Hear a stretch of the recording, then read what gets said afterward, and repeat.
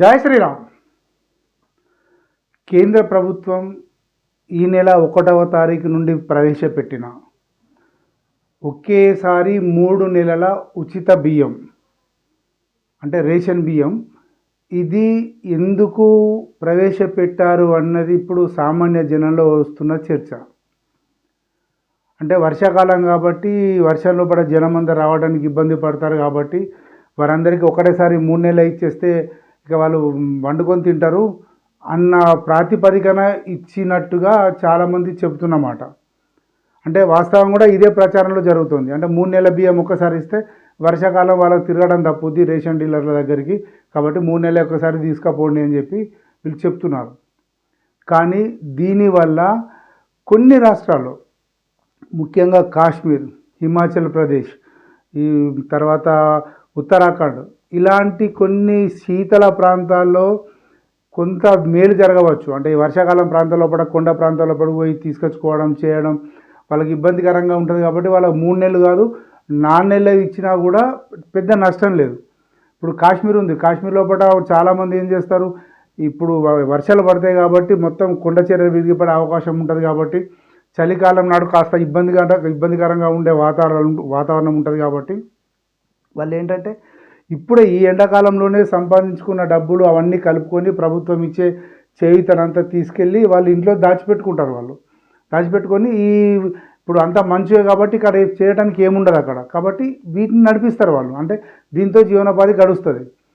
కానీ కిందికి వచ్చేస్తే మధ్యప్రదేశ్ కానీ రాజస్థాన్ కానీ ఇవి అక్కడి నుండి ఇంకా కిందికి వచ్చేస్తే తమిళనాడు వరకు కూడా అలాంటి వాతావరణం ఉండదు.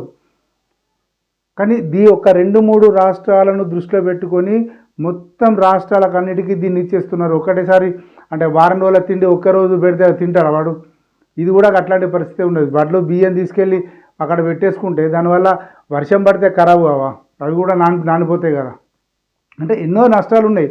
దీనిలో అత్యంత నష్టమైంది ఏంటంటే ప్రజలు ఇలాంటి బియ్యాన్ని మళ్ళీ ఇతరులకు అమ్ముకునే అవకాశం ఉంటుంది. ఎందుకంటే ఇప్పుడు సన్న బియ్యం తెలంగాణలో ఇస్తున్నారు కాబట్టి కొంత అమ్మకం అనేది తగ్గినట్టుగా చెప్తున్నారు. కానీ ఎక్కడైనా కూడా దీనివల్ల పెద్దగా ఉపయోగం లేని పథకం ఇది అని చెప్పి చాలామంది చెప్తున్నారు. ఏ నెలది ఆ నెలకి ఇస్తే ఎలాంటి నష్టం లేదు. ఎందుకంటే నెలంతా వర్షం పడదు కదా. ఇప్పుడు తెలంగాణ తీసుకుందాం, ఆంధ్రప్రదేశ్ తీసుకుందాం, తమిళనాడు, కర్ణాటక, కేరళ, లేకపోతే మా కర్ణాటక, మన మహారాష్ట్ర, ఛత్తీస్గఢ్, జార్ఖండ్, పశ్చిమ బెంగాల్ ఇట్లా ఎన్ని రాష్ట్రాలు తీసుకున్నా కూడా ఇక్కడ నెలంతా వర్షం పడదు కదా. 90 రోజుల్లో 90 రోజులు వర్షం పడదు కదా. ఒక 4-5 రోజులు పడుతుంది, లేదా ఎక్కువ 10 రోజులు పడుతుంది. ఆ 10 రోజుల వర్షం తర్వాత మళ్ళీ పోయి తీసుకొచ్చుకోవచ్చు కదా, అదేం నష్టం కాదు కదా. నెల ఇవ్వడం అనేది కరెక్ట్ పద్ధతిగా చాలామంది చెబుతున్నమాట. ప్రభుత్వం ఈ రకంగా ఆలోచించింది ఏంటంటే, కొందరు ఏం చెప్తున్నారంటే మనకు యుద్ధం వచ్చే అవకాశాలు ఉన్నాయి, యుద్ధ భయం కొంత ఉన్నట్టుగా ఉంది కేంద్రానికి.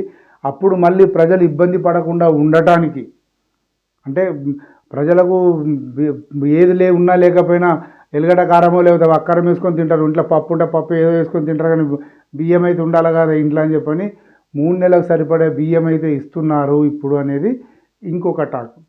ఏదైనా ఒకవేళ యుద్ధం జరిగినా జరగకపోయినా 3 నెలలు ఒకటేసారి ఇవ్వడం అనే పథకం మటుకు, ఈ స్కీమ్ మటుకు కొంత జనాన్ని గందరగోళానికి గురి చేస్తుందనేది మాత్రం వాస్తవం.